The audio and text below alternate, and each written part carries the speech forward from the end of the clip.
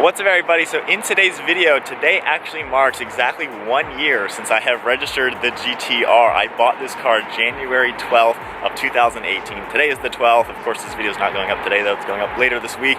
But 1 year later, I've owned this car for 1 year. This has been one of my dream cars, my dream daily. And yeah, 1 year later. So with that said, there's been a lot of expenses associated with owning a Nissan GT-R as my daily driver, as my only car. We're gonna go over all the wasted expenses. So of course, I've done some modifications, the exhaust, the tune, all of the fun stuff that any car person loves to do. But there's the stuff that we hate spending, the taxes, the insurance, the maintenance costs, all of these stupid expenses that, you know, thousands of dollars could go toward new wheels or something more fun than paying taxes on a car. So we're gonna hop in the car and talk about all of the expenses associated in 1 year of ownership with a Nissan GT-R. So I just got in the mail my property tax notice, my registration renewal. I actually got this in the mail like 2 months ago, but wanted to wait till the 1 year mark to actually film the video and do everything. My tag expires at the end of January 31st. So of course I need to renew that, which I did yesterday, so we're all good to go. So with that said, for North Carolina, this might be different for different states. For North Carolina, it is combined your property taxes as well as your registration fee. So the actual registration price, that's only 36 bucks. That's probably the same for any normal light duty vehicle or something like that. But then the property taxes, that's going to be based on the value of the vehicle. Now this car I bought a year ago. I spent $70,000 out the door on it. The actual sale price I think was 67 or 68, around that mark. And then of course we had taxes, sales tax, dealer documentation fee, all that kind of stuff on top of that. This thing shows my appraised value at $58,200. So with that said, this bill comes out to $680.79. Now for those of you who follow us on Instagram, I posted a picture I think 2 weeks ago asking what do you think the registration is. A lot of you guys said like $2,000, $2,500. That would be ridiculous. I don't know if I'd own the car if it cost that much to renew the taxes and all that stuff on it. That's a nice chunk of change to waste.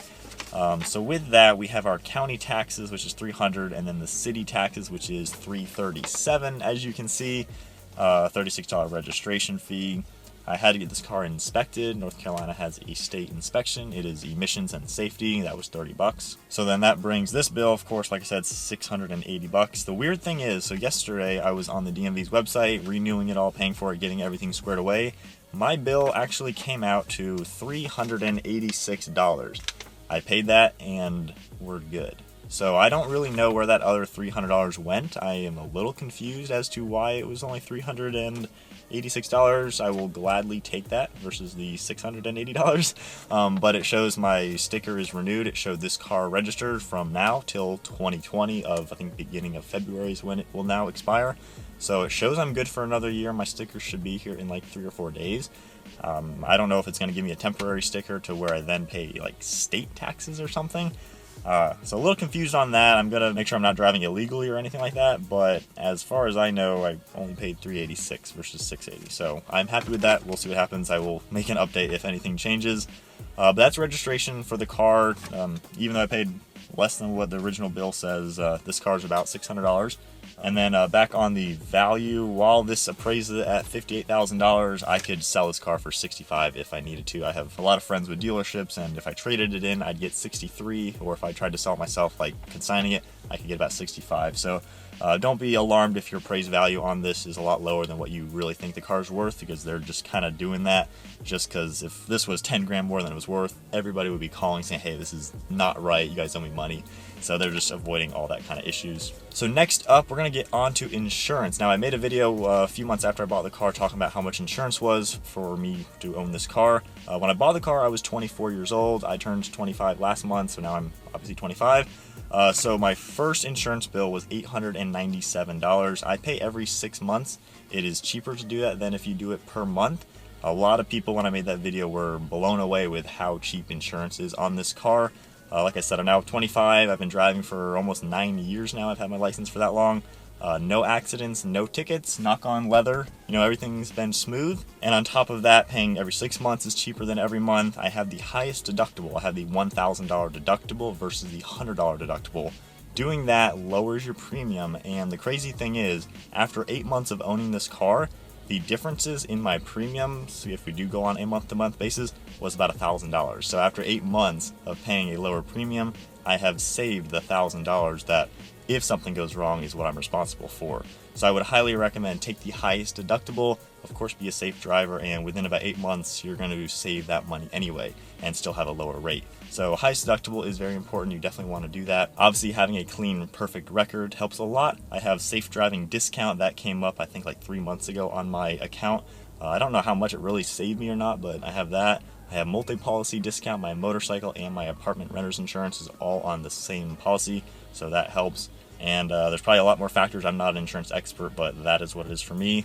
Second payment was then July of last year, and that one was $881. So we already went from $897 to $881 6 months later. My next insurance bill I haven't paid yet. That is due mid-February. That is going to be $864. So we've gone down about 30 to 40 bucks per 6 months. Only equates to a couple bucks a month. So that is all for taxes, registration, and insurance. Not too much, honestly. I mean, this was $105,000 when it was brand new. Obviously, I bought it used. You know, it's an expensive car. It's not your typical $30,000 sports car, obviously. I don't really see it being too expensive to own so far. My 370Z, the insurance was only like $300 less per year than this, and then the registration was about $300, so if this is correct at $680 and I end up obviously having to pay another bill or whatever, that makes sense. If it is a $380, then it's pretty much the same price as the Z. But that is it for those payments. As far as routine maintenance, I had one alignment done on the vehicle. That cost me $322. I took it to Nissan to have it done. In all honesty, looking back, I'm not going to do that again because I don't think it was worth spending that much money. Next time around, I can just bring the car in my garage, put it up on jack stands, and take some of the under trays off myself, bring it to a friend of my shop, and he'll do an alignment for like 50 bucks on it, and I can show him all the specs. It'll be to the proper spec and everything, and I'll save myself like 250 bucks. With that, yeah, I'll be spending like an hour getting all the under trays off because there are quite a few that need to come off, but it's not worth spending that much more to have Nissan do it. Next up is oil changes. I had the first one done for me when I got the car delivered to me from the dealer in Pennsylvania. I had my friend's shop do it. It was $80 worth of oil, and then they only charged me 20 bucks to do the oil change, so that's why I just said, let's just have them do it just to get it done. You know, it's day one with the car. I just wanted the car ready for me. So I had that, and then 5,000 miles later at 29,500 miles, I went ahead and did another oil change.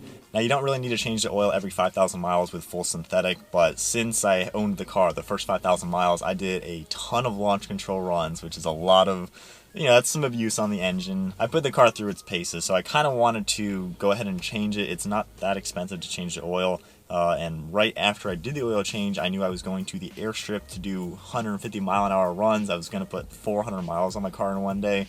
And then the next month I knew I was going to the racetrack, actually doing some pretty spirited driving. So I figured just some cheap insurance, I would go ahead and just, go ahead and change it. So I did the second oil change myself. It cost me about $80 worth of oil. The actual oil change on this was nothing special. It was easier than my 370Z. It's pretty much the same engine as you get in the Z. There were fewer bolts for the under trays though, so it actually was an easier job. And I'm very glad I did it myself because talking with other GT-R owners, Nissan charges you like another 100-something bucks for them to do it. That's just a waste of money, and doing it myself, I made a video out of it. I had fun working on my car, taking pride in maintaining it, so I was very happy to do that.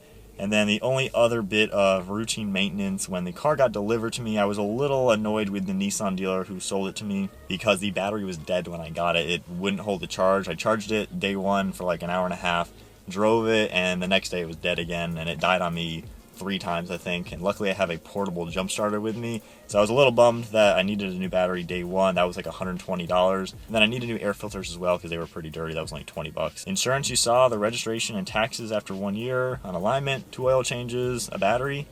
That's it. 1 year later, maintaining and owning a Nissan GT-R. A lot of people said, when I was saying I'm going to buy one, when I actually bought it, oh, maintaining this car is going to break you. It's expensive. Everything is crazy. No, that's not the case at all. When I need new tires, which will be this year, that's going to be about $1,500, which that's not really too bad. It's going to be Michelin Pilot Super Sports. Most likely they're good tires for the car. Brakes is the only thing that is concerning. My brake pads have a lot of life. My rotors, I think, might be slightly warped or a little grooved, so they're not in the best condition. They still work fine. Everything's fine. But when I do need brakes, that's going to be about $3,000. I could go OEM Brembos from Nissan. You're talking $7,000 to $8,000. So I am going to go aftermarket just because The ones I'm looking at are actually better than stock. They're a little bit thicker, so they do better with heat dissipation. And then the price savings is ridiculous, so that's definitely what I'm gonna do. And then real quick on maintenance, I wanna point this out because you guys have seen that I've done all the work myself pretty much on this car. I've done the maintenance myself, and I talked about cost-cutting solutions to owning this car. A lot of people will make the comment, if you can afford a GT-R, you can afford the maintenance, you can afford that stuff, why are you being cheap if you can afford the car, but you can't afford this stuff? It's not about affording it or not. I can afford to have Nissan maintain this thing to the T if I wanted to. However, it is a waste of money for me to spend $200 for them to do an oil change when I can do it myself for half the price. I didn't get to the position to afford this car by wasting money if I could do it myself. That's like the biggest thing of why I can afford this car. It's because everything in the last 25 years of my life, I've gone the how can I do it myself and save money route. Doing that for years and years and years, you save money over the years to put down a lot on a car like this. So if I had Nissan maintain it, I'd just spend thousands and thousands of dollars when I don't need to. It's not that I'm complaining saying, oh, it's too expensive to maintain, but I can still have the car. It's me just saying, this is what Nissan charges, however, here are better solutions. You'll get a good result, either equal to or better than Nissan, and you will save money in the meantime, which means more performance parts, more freedom to do other things. There's no reason to waste money. And people who own these cars, a lot of them, yeah, they have Nissan do everything. Good for them. That's fine. No problem with that. Do whatever you want with your car. For me, I'm not, a rich millionaire making heck even 100 grand a year. I'm not even close to that. I'm just a normal middle-class person, 4 or 5 years out of college, just kind of starting out my life. And I can afford the car because I do the cost-cutting routes to afford this car and still maintain it as a good quality car. So it's kind of annoying when people think that since I do the work myself, that means that I can't afford owning the car. It just means that I would rather save the money and enjoy the time working on my own car, which I'm sure if you're a real car enthusiast, you understand that you would rather work on your own car than just dump money at someone else doing it for you. But anyway, that is it for the pricing and everything. 1 year later owning the GT-R. Overall, not too bad in all honesty. I don't find this to be some ridiculously expensive car to maintain. It's pretty much your normal Nissan. A few things are a little bit more expensive just because the value is more than a typical car. But at the end of the day, daily driving this for a year, it's been a lot of fun. This really is a fun car that I have grown to love more and more, especially with the Stage 2 tune. The Army Tricks exhaust, the valves open. It's just such a good setup. I really like what I've done with the car. Eventually, I want to do the downpipes and injectors, go Stage 3.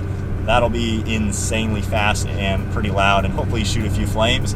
But, overall, this car is something that a lot of people can actually afford. You can buy these things now for like $50-something thousand, which it's still, yeah, it's a pricey car. It's not your typical price, but that's not that far off from a normal car that we see every single day. You can buy a pretty normal car for the price of a GT-R, and maintaining it, registering it, taxes, all that kind of stuff isn't really too crazy. So anyway, that is it for today's video. I hope you guys enjoyed it. I really want to bring you guys into the ownership of what this car is like, because a lot of people love the car. Obviously, a GT-R is a dream car for a lot of people. And when I was looking to buy it, there weren't any videos of people who actually owned the car, who were just normal people talking about how much they really cost, what it's really like to own these. I'm not a GT-R fanboy. I'm not going to tell you every single thing about this is perfect. I'll tell you the transmission is clunky around town. I'll tell you the brakes squeak and they annoy me. I'll tell you that the rear seats are kind of small. I'll tell you this stuff because I use it as a normal car. And I want people to be able to watch my videos of this car and say that is an honest view of owning that car. So if you are interested in buying a GT-R, I'm telling you what it actually is for me. I definitely love the car. It is a blast to own and hasn't really broken the bank.